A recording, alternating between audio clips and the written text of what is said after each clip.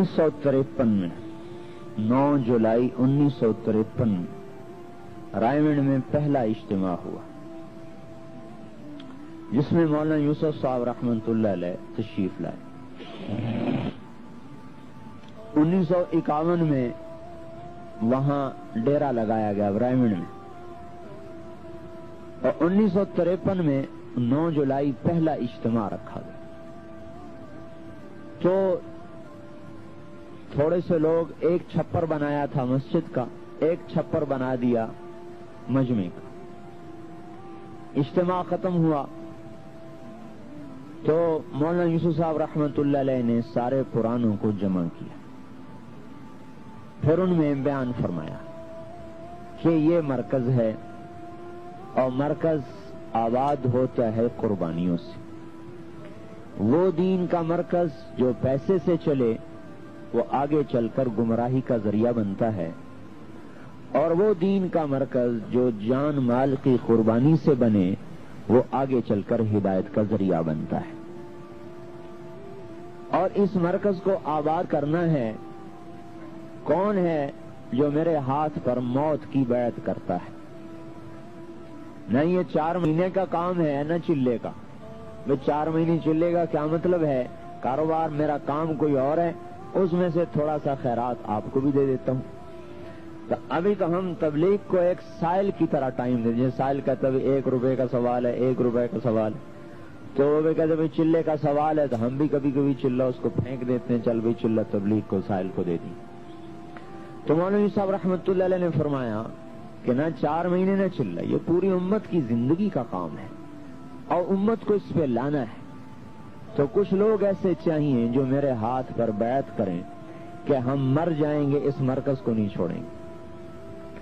और भूख आएगी रोटी नहीं मिलेगी और हमारा कोई जिम्मा नहीं रोटी देने का, और प्यास आएगी और हमारा कोई जिम्मा नहीं पानी मुहैया करने, और बीमारी आएगी और हमारा कोई जिम्मा नहीं दवाई देने का, और यहां से हिलेंगे नहीं। बोलो कौन तैयार है?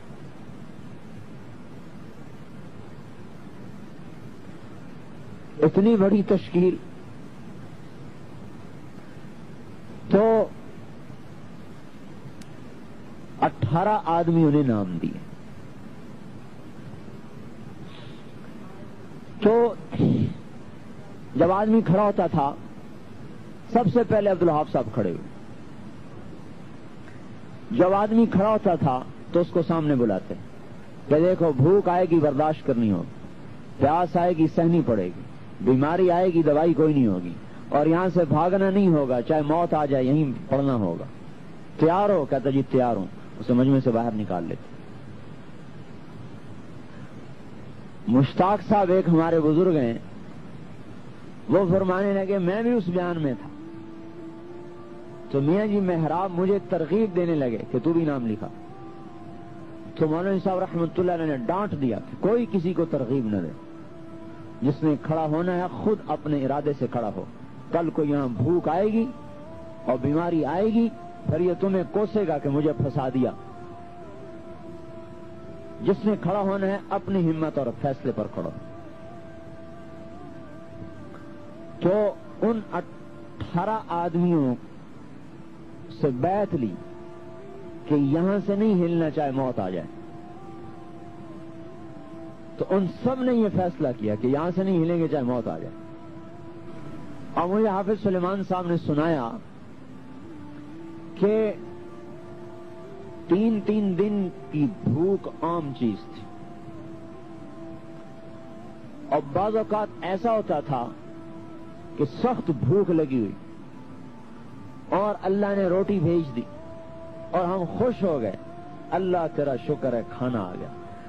ऊपर से कोई मेहमान आ गए तो मियां जी अब्दुल्ला रहमतुल्लाह अलैह मौलाना साहब के खादिम थे, हमारे सामने से रोटी उठा लेते और उस मेहमानों को खिला देते और हम फिर भूखे के भूखे रह जाते।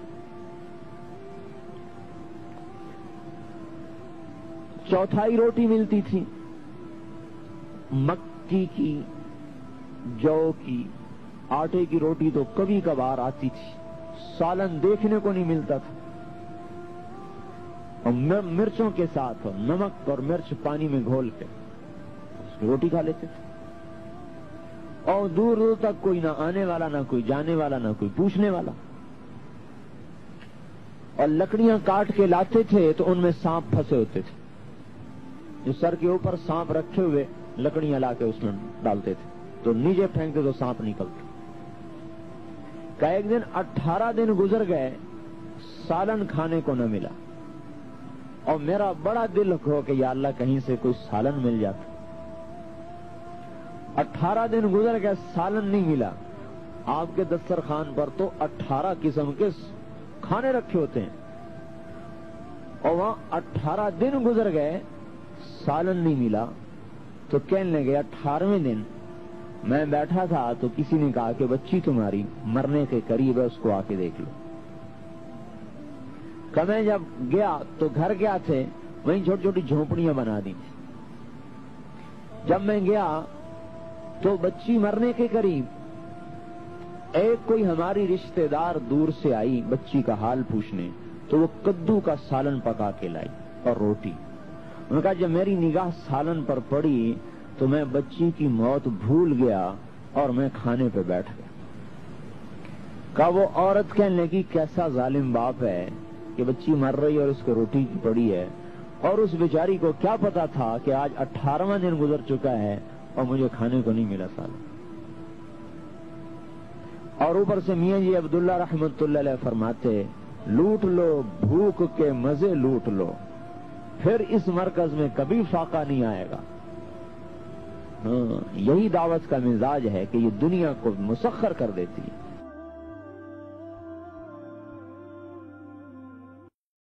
Excuse me.